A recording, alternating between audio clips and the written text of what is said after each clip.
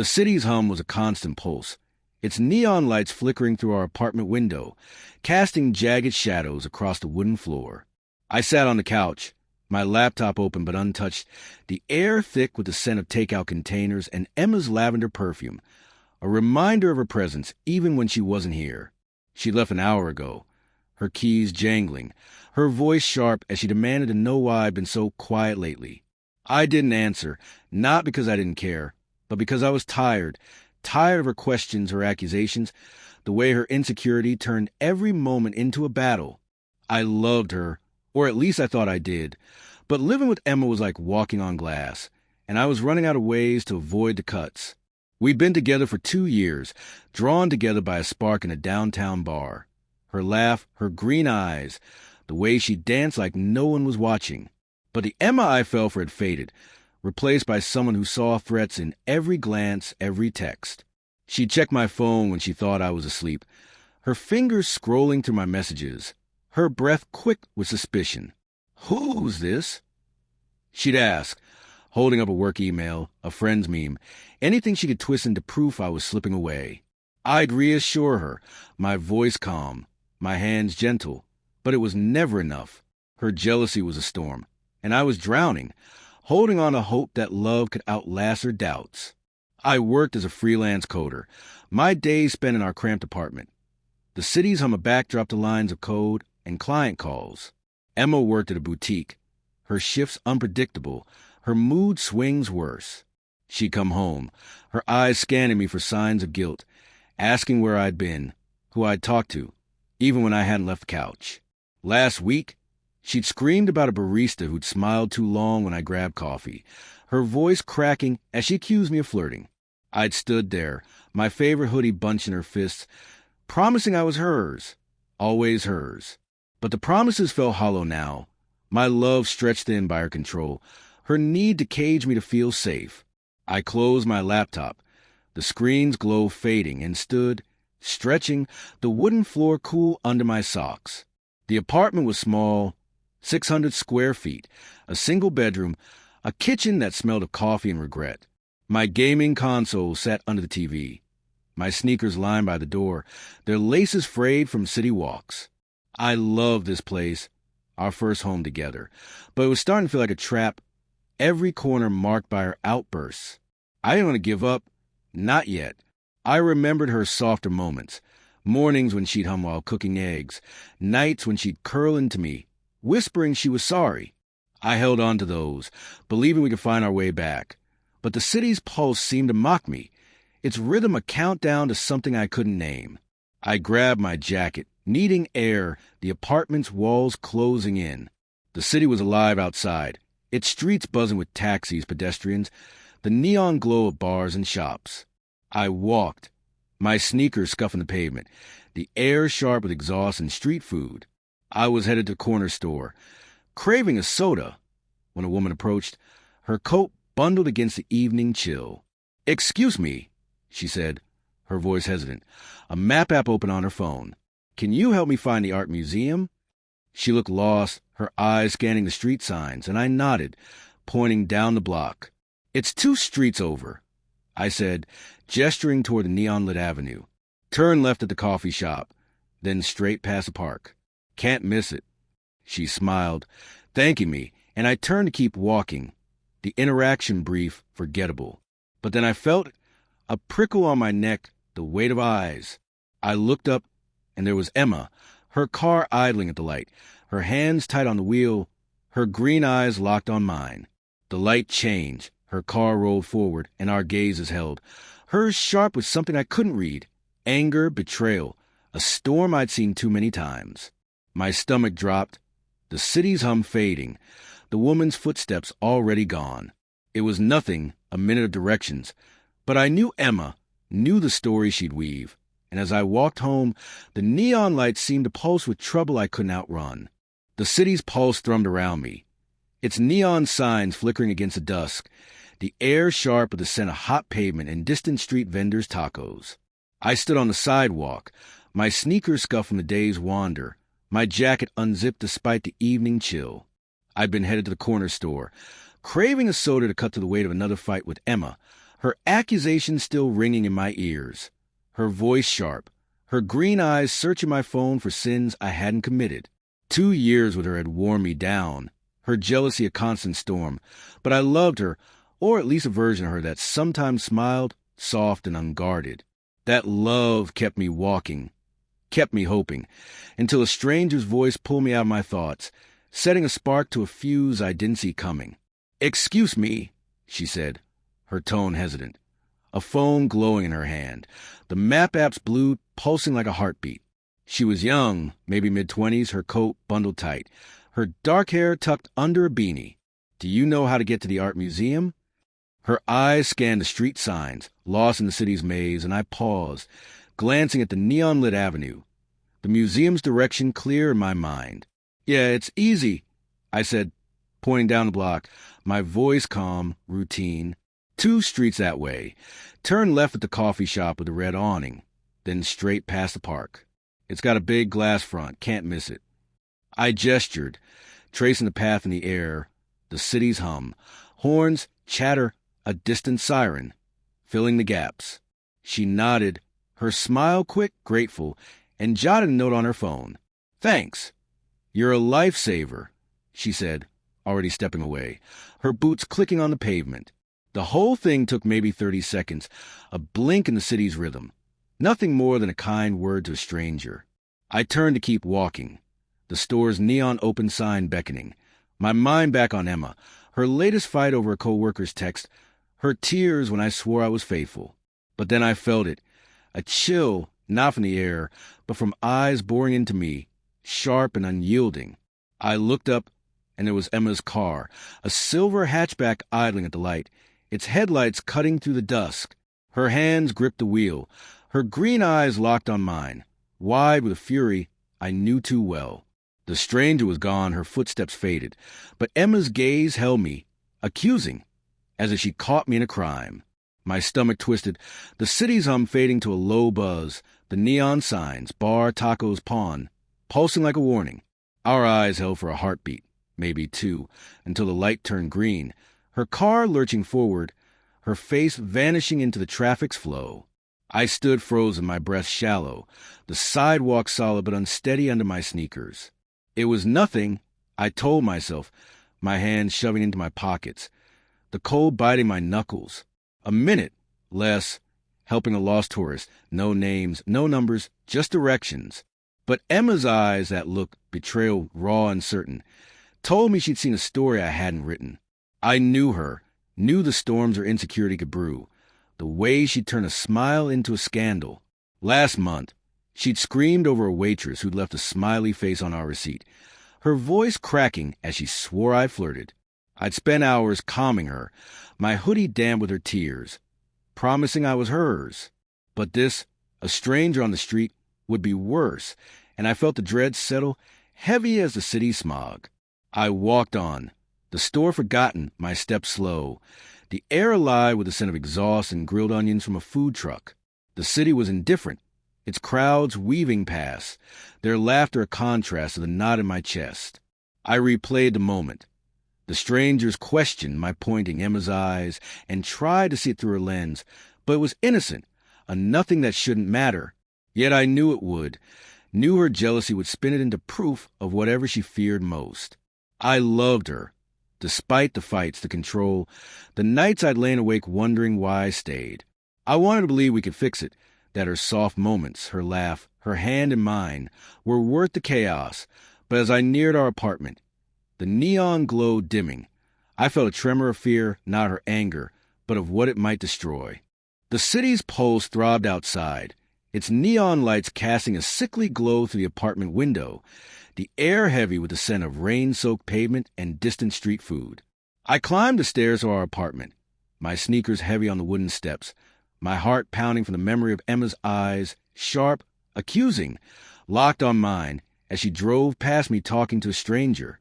It had been nothing, a 30-second exchange to point a lost woman toward the art museum, but Emma's glance, raw with betrayal, told me she'd seen a crime. I'd walked home, the 5-minute trek stretching long in the dusk, the city's hum, horns chatter, a siren's wail, mocking the dread pooling in my gut. I loved her, despite her jealousy, her storms. But as I turned the key in our door, I braced for the fallout, unprepared for the wreckage waiting inside. The door creaked open, and I froze, my breath catching, the air inside sharp with the scent of plastic and torn fabric. Our apartment, all 600 square feet of it, was a battlefield. My gaming console lay in pieces, its plastic shell cracked, wires spilling like guts across the wooden floor. My laptop was next to it, the screen shattered, keys scattered like broken teeth. My sneakers, 5 pairs lined by the door, were slashed, their laces shredded, canvas gaping like wounds.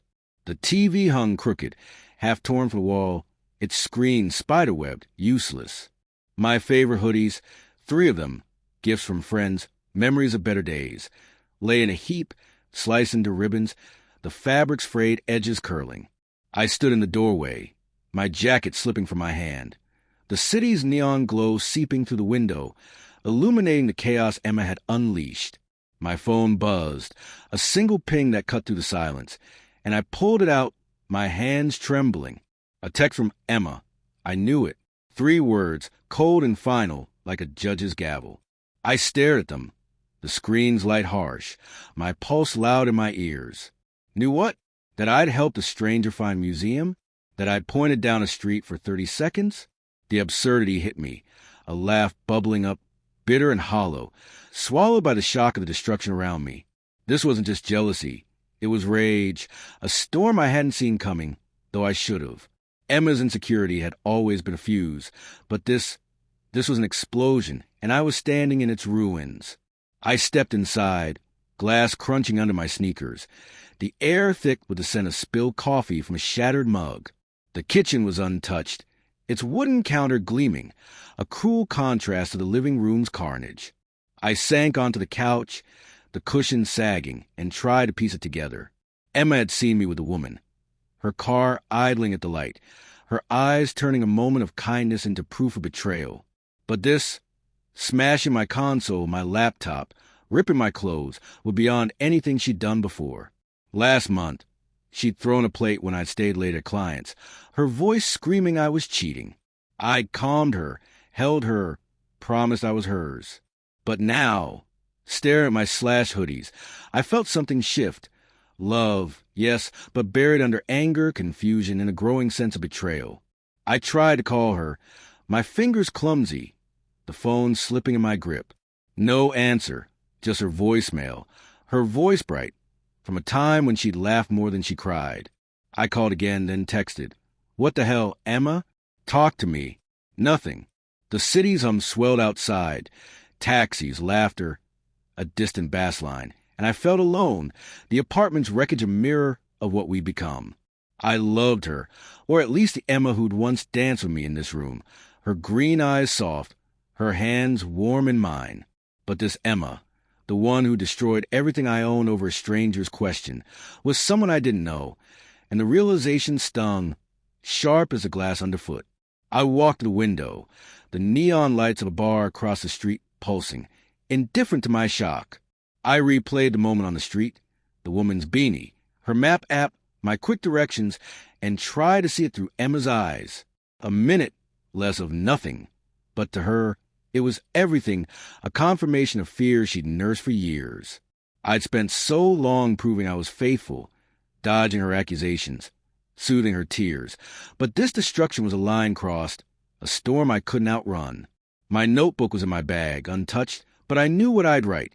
Her rage, my ruins, a love in shards, step by step, toward what's broken. I stood there, the city's pulse relentless, and wondered how a single glance could unravel everything we built, and whether I could, or should, try to save it. The city's neon glow pulsed through the apartment window, its light splintering across the wreckage of my life. Shattered console, slashed sneakers, my favorite hoodies in tatters. I sat on the couch, the cushion sagging under me, my phone clutched tight, the screen still glowing with Emma's text. I knew it. The words stung, sharp as a glass scattered on the wooden floor, the air thick with the scent of spilled coffee and torn fabric. It was past midnight, the city's hum, taxis, bar chatter, a distant siren, a cruel backdrop to the chaos she left behind. I'd helped a stranger find a museum, a 30-second act of kindness, and Emma had turned it into this, a storm of jealousy that broke everything I owned. I loved her, or thought I did, but as I dialed her number again, my heart pounding, I wasn't sure who I was chasing anymore. Her phone rang, then went to voicemail, her voice bright, a ghost of the Emma who'd once laughed in my arms. "Emma, call me back," I said, my voice rough, the apartment's silence swallowing my words. What the hell happened? Talk to me. I hung up, texting again. Please, just tell me what's going on. But the messages stayed unread, blue ticks mocking me. I tried again and again, the city's neon flickering outside, each unanswered call a brick in a wall between us. She'd seen me with that woman, her eyes locking on mine from her car, and now this.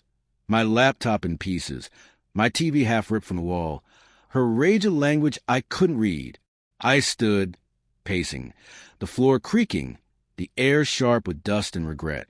I needed to find her, to understand why a moment's glance had unleashed this destruction. I scrolled through my contacts, my fingers trembling, and called her best friend, Claire, who'd always been kind but distant, wary of Emma's storms. No answer, just a cold voicemail. I tried her co-worker, Sam, who'd joined us for drinks once, his laugh easing Emma's tension. Nothing, the call cutting off after 3 rings. Desperate, I dialed her parents, their number buried in my phone from a Christmas dinner last year. Their voices warm then, calling me family. The phone rang endlessly. No pickup, no voicemail, just silence. The city's pulse swelled, laughter from a bar, a car horn's blare, and I felt it, a creeping isolation, as if Emma had turned everyone against me, her accusations poisoning the air.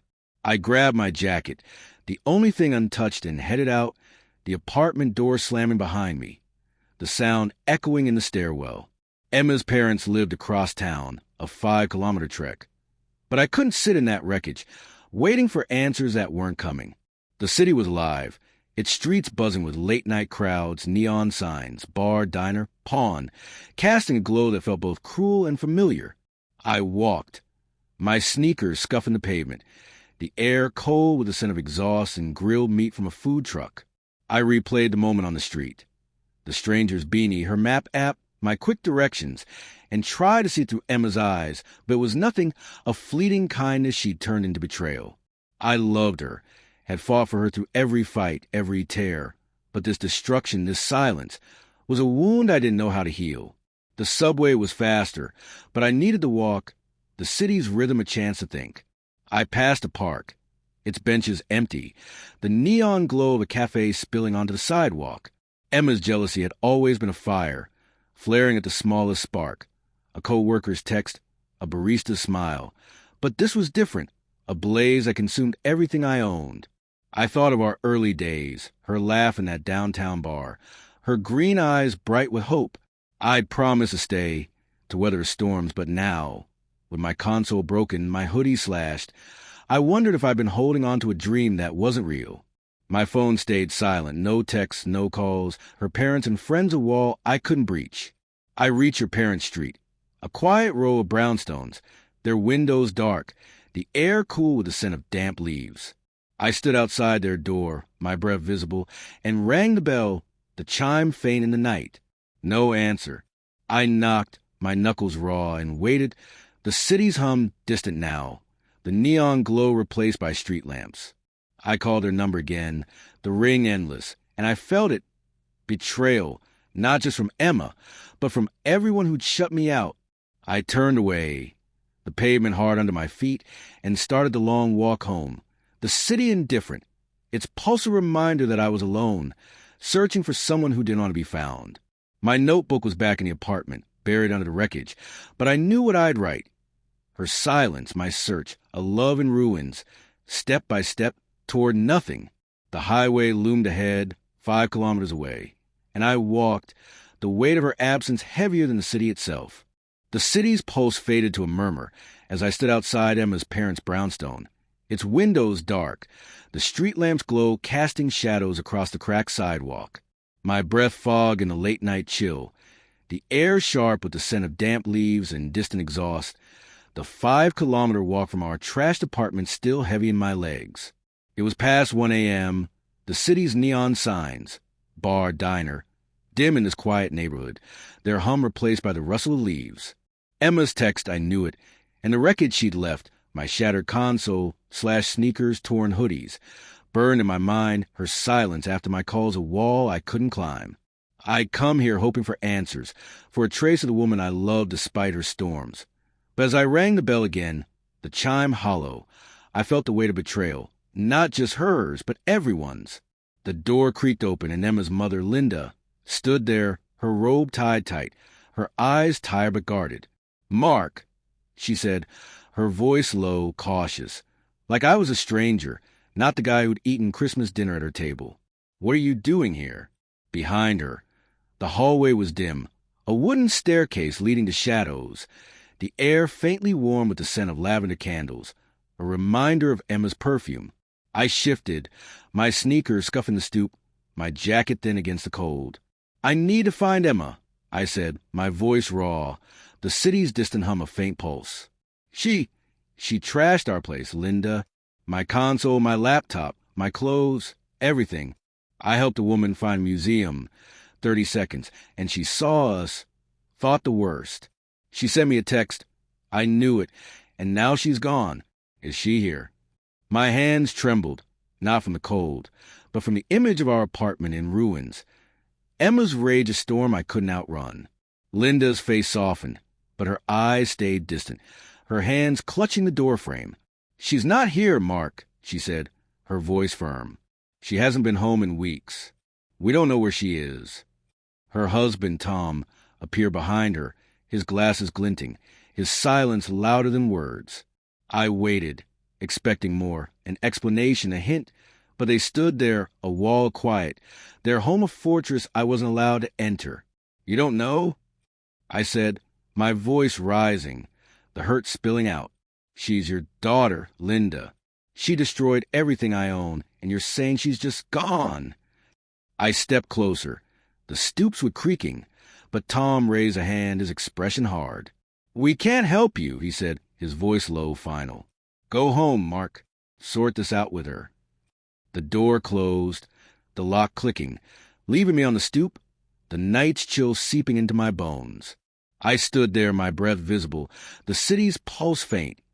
A car passing, a dog barking, and felt it. Betrayal not just from Emma, but from her parents, from the life we'd built.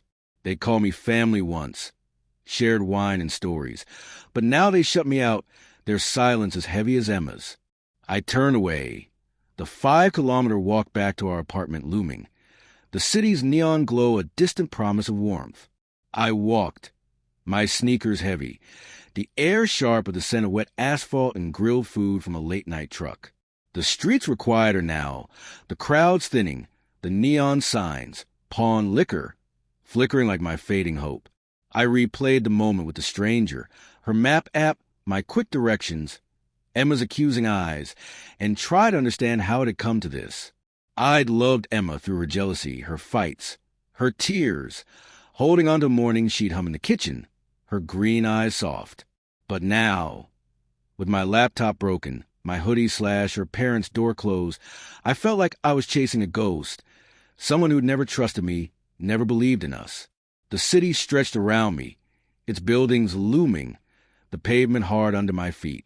I passed a park, its swing still, a cafe's neon sign buzzing, its warmth a world I couldn't enter. I thought of calling Claire again or Sam, but their silence earlier told me they'd chosen Emma's side or no side at all. I was alone, the weight of her destruction, her absence pressing down. I'd fought for her, stayed through every accusation, but this, her rage, her disappearance, her parents' coldness, was a wall I couldn't scale. What next? Go home to the wreckage, wait for her to return, or let go of the love I'd clung to, the Emma I'd hoped she'd be? I kept walking, the highway in the distance a faint hum, the city's pulse a reminder of what I'd lost. My notebook was back in the apartment, buried under the chaos, but I knew what I'd write. Her absence, my isolation, a love walled off, step by step, toward nowhere. The neon lights faded behind me, the night swallowing the city's glow, and I walked, the 5 kilometers stretching endless. The city's heart heavy with the question of what to do when its neon glow fading as I trudged the 5 kilometers back to my apartment. The night air sharp with the scent of wet pavement and distant bar smoke.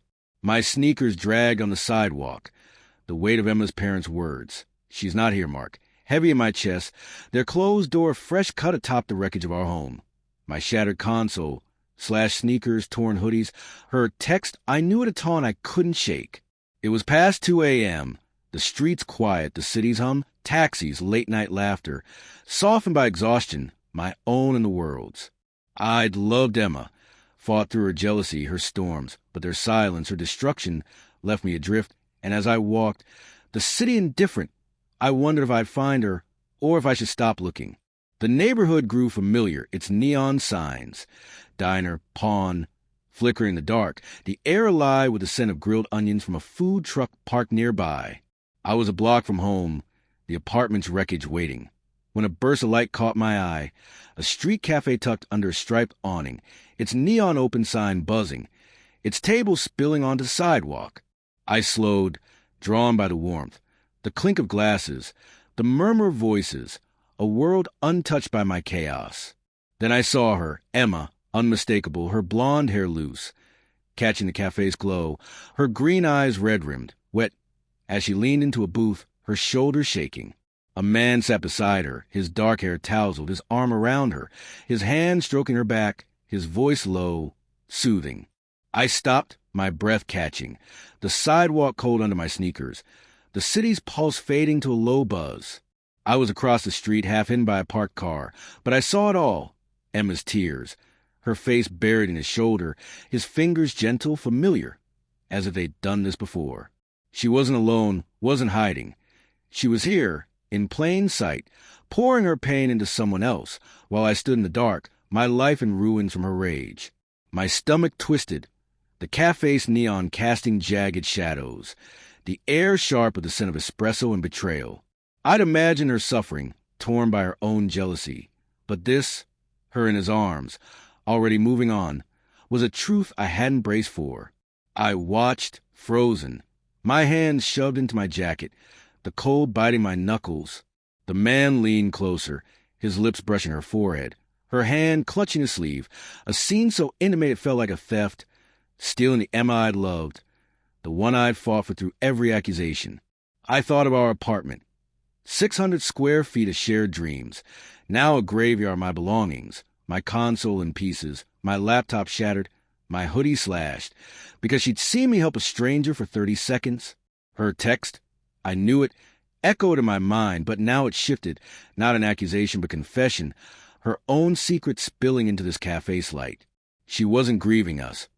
She was building something new, and I was the fool chasing her shadow.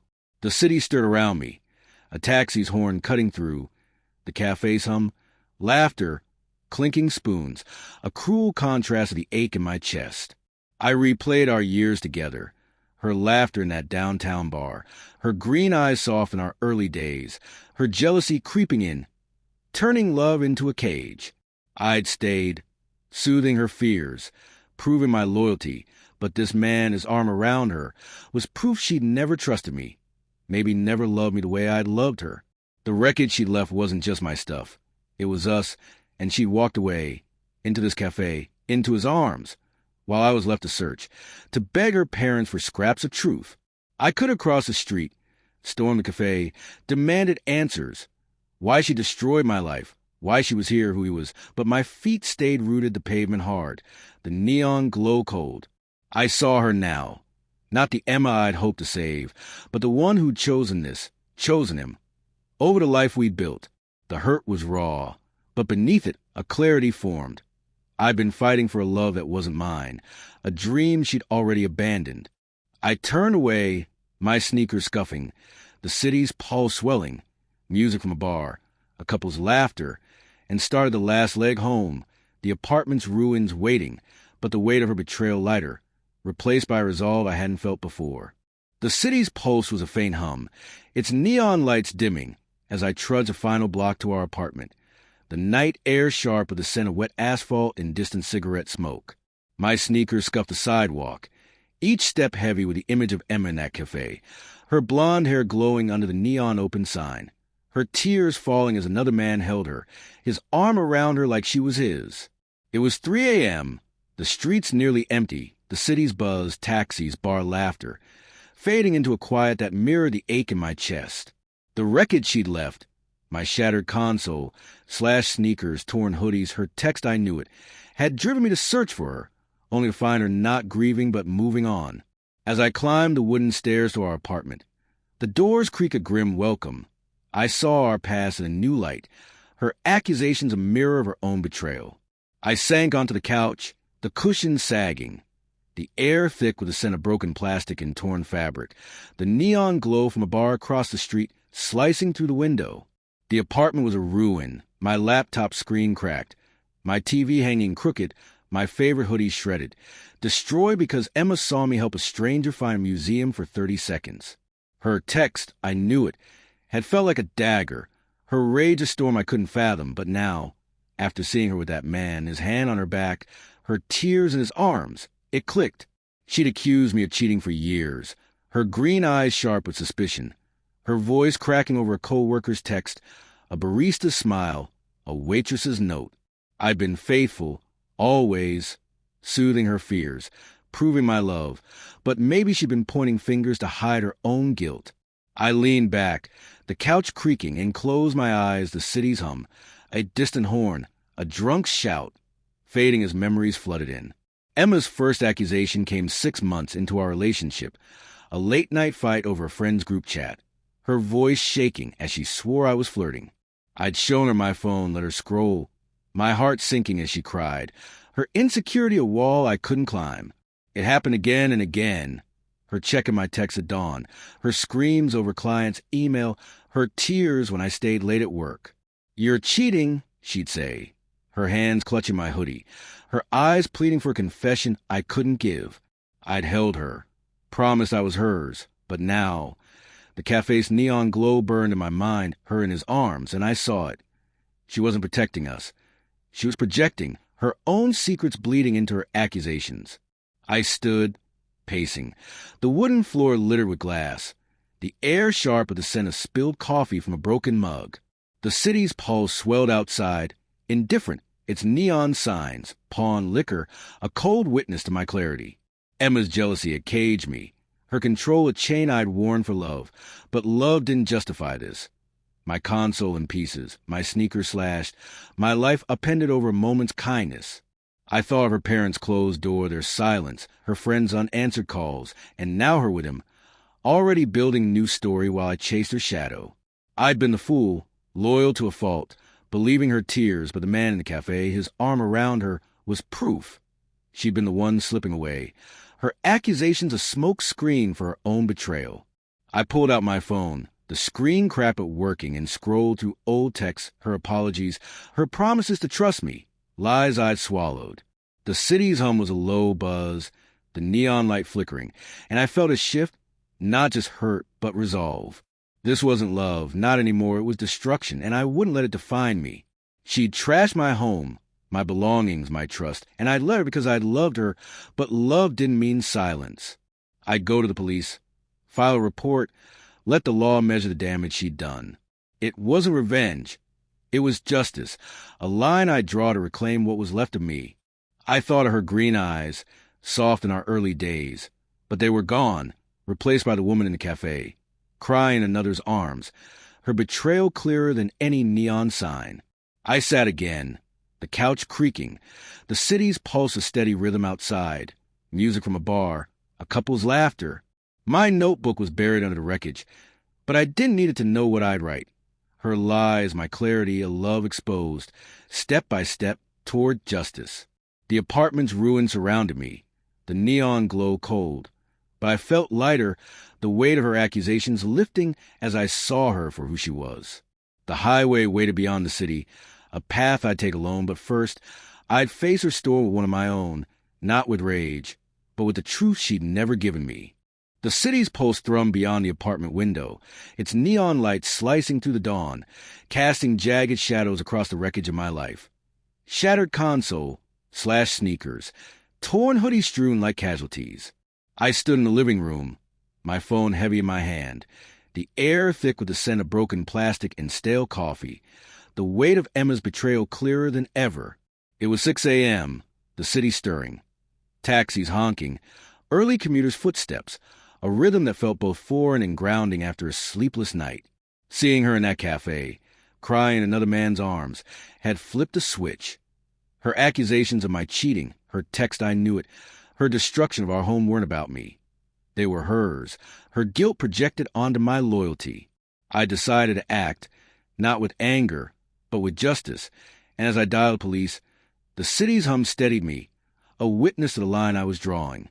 The officer arrived an hour later, a woman named Torres, her badge glinting under the apartment's flickering bulb, her notepad open on the wooden counter. "Walk me through it, Mr. Carter," she said, her voice calm, professional, her eyes scanning the chaos. My laptop's cracked screen, the TV half ripped from the wall, my hoodies and ribbons. I told her everything, Emma's jealousy, her rage after seeing me help a stranger find a museum, the text I knew it, the wreckage I'd found, her disappearance and the cafe scene, her with another man, already moving on. My voice shook, not from fear but from the rawness of it. The city's neon glow, bar, diner. Outside a cold backdrop to the life she'd shattered.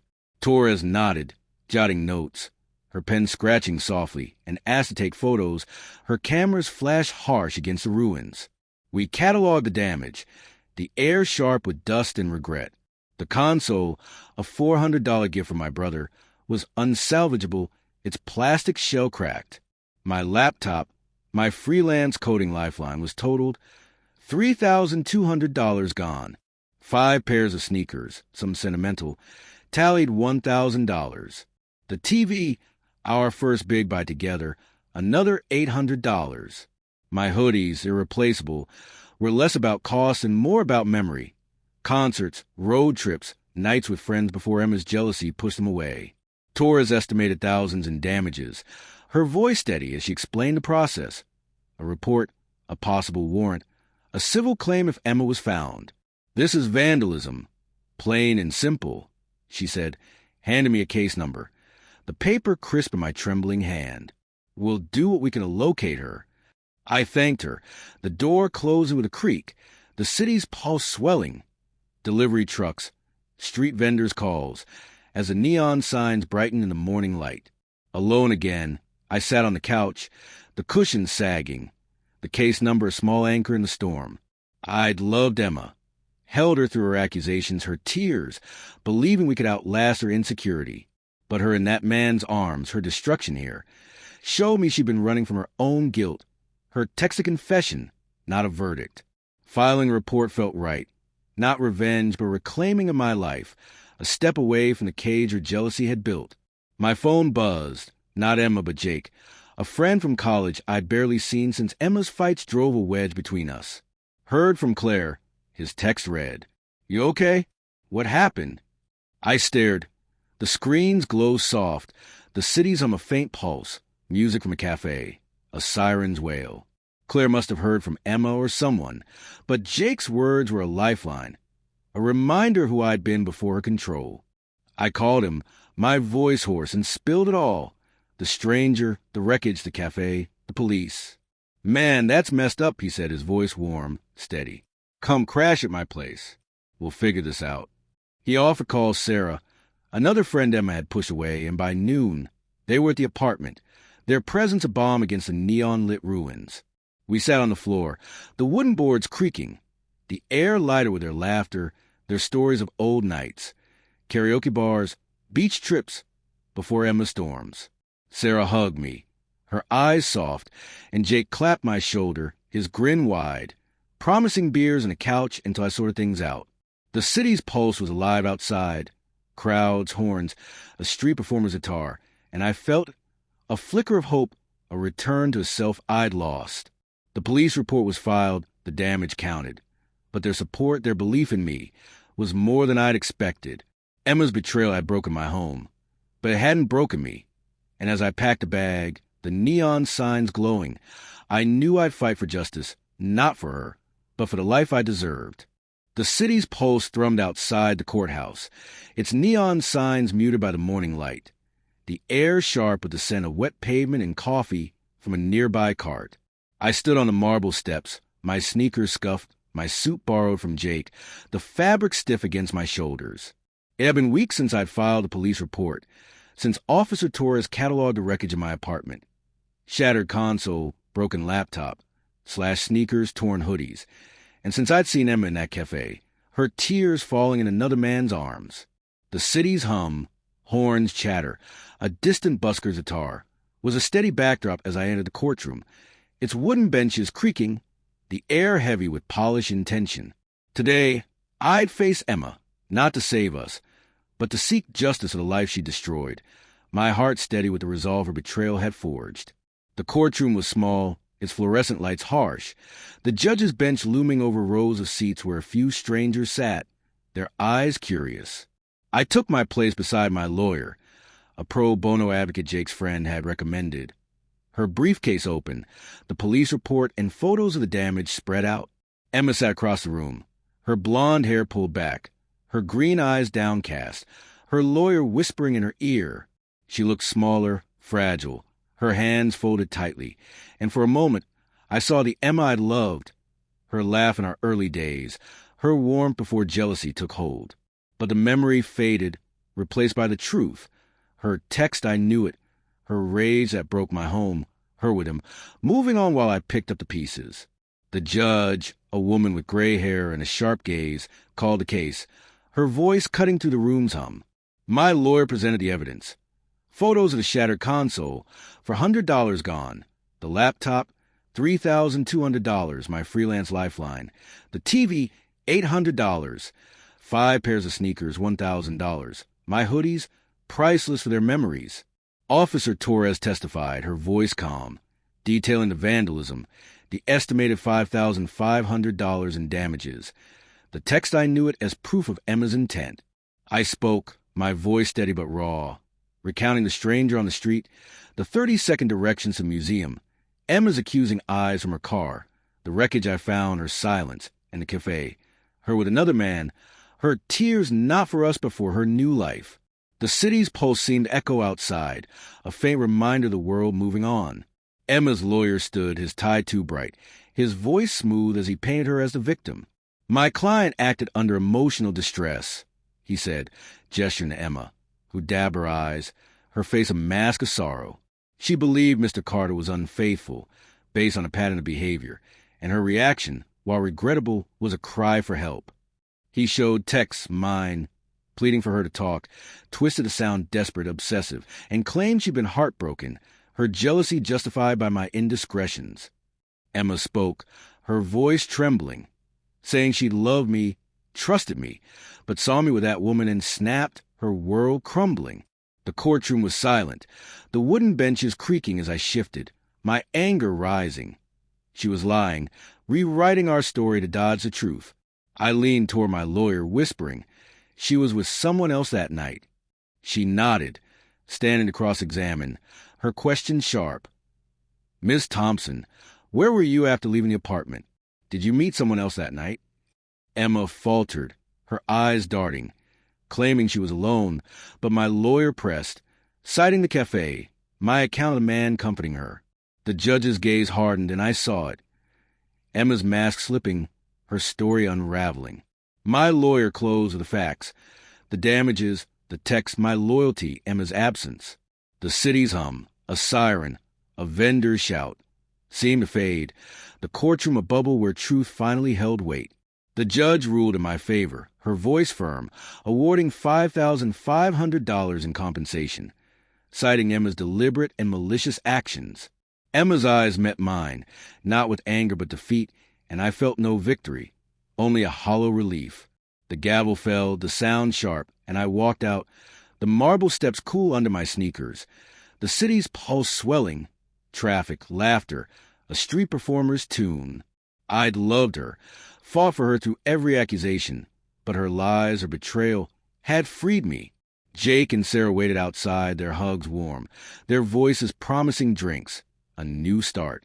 The neon signs, cafe, bar, glowed in the distance, and I knew I'd move forward, not with her, but with the strength her storm had forced me to find. The city's pulse hummed beyond my new apartment window, its neon lights softened by twilight, casting a warm glow across the bare wooden floor. I stood in the empty living room, a single box of belongings at my feet, the air fresh with the scent of new paint and possibility. It had been 3 months since the courtroom, since the judge's gavel awarded me $5,500 for Emma's destruction. My shattered console, broken laptop, slashed sneakers, and torn hoodies now ghosts of life I'd left behind. The city's rhythm, taxis, street musicians, laughter from a nearby bar, was a steady backdrop as I unpacked a new laptop, a gift from Jake, its screen unmarred, a symbol of a fresh start. Emma's betrayal, her tears in another man's arms, her text I knew it had broken me, but standing here I felt free, the weight of her storms finally lifted. The new place was smaller, a studio on the city's east side, its walls blank, its single window overlooking a street buzzing with neon signs, café, books, diner. I'd moved in last week, using the court's compensation to replace what Emma destroyed. A new console, new sneakers, a hoodie that didn't carry her shadow. The old apartment, its wreckage cleaned out with Sarah's help, was a memory I'd left behind, along with the Emma I'd loved, the one whose green eyes once lit up in a downtown bar, before jealousy turned them sharp. I'd spent years dodging her accusations, soothing her tears, ignoring the red flags that waved from the start. Her scroll in my phone, her fights over nothing, her need to control me to feel safe. Now, in this quiet space, I saw them clearly, each one a warning I'd chosen to miss. I sat on a folding chair, the only furniture so far, the wooden floor cool under my socks, and thought back to those flags. 6 months in, she'd screamed over a friend's text, her hands shaking as she swore I was cheating. I'd shown her my phone, my voice soft, promising loyalty, but her eyes never softened. A year later, a barista's smile sparked a week of fights. Her tears soaking my hoodie as I begged her to trust me. She'd check my emails at dawn, question my late nights coding, turn every glance into a betrayal. I'd stayed, believing love could fix her, but the café, her in his arms, her tears not for us but for him, showed me the truth. She projected her own guilt, her own secrets, onto me. The city's hum swelled, a siren, a vendor's shout, and I felt foolish, not for loving her, but for ignoring the signs that love was enough. I unpacked a lamp, its light warm, and set it on the floor, the neon glow outside blending with its glow. Jake and Sarah had been my anchors, their support pulling me through the police report, the court, the move. We had beers last night, their laughter filling a bar, their stories of our college days, karaoke, beach trips, reminded me who I was before Emma's cage. I'd pushed them away, her jealousy a wall between us, but they'd stayed, their hugs, their couch, their belief in me a lifeline. The city's pulse was alive, music from a street performer, couples laughing, and I felt it, a chance to rebuild, not just my home but myself, free from her storms. I decided to walk, needing air, the apartment's quiet, both comforting and heavy. The city was vibrant, its streets alive with neon, tacos bar, the air sharp with grilled meat and exhaust. I wandered past the park, its benches filled with evening strollers, and stopped at a familiar corner, the coffee shop's red awning glowing. A woman approached, her dark hair tucked under a beanie, her phone open to a map app. "Excuse me," she said, her voice hesitant, familiar. "The art museum, still 2 streets over?" I froze, recognizing her, the stranger from that night, the one whose question had sparked Emma's rage. She smiled, no recognition in her eyes, just gratitude as I nodded, pointing down the avenue. "Yeah, left at the coffee shop past the park," I said, my voice steady, the neon signs pulsing. She thanked me, her boots clicking as she walked away, and I stood there, the city's hum wrapping around me. Horns chatter, a busker's guitar. That moment months ago had broken everything, but now it felt small, a spark that lit the truth. Emma's betrayal, her lies, had set me free, and this woman, a stranger still, was a sign, not of loss, but of a new chapter, one where I'd trust myself first. My notebook was in a box, unopened, but I knew what I'd write. Her storms, my freedom, a life reborn, step by step toward me. The city glowed, the highway humming beyond, and I walked on, the neon lights bright. My heart open to whatever came next.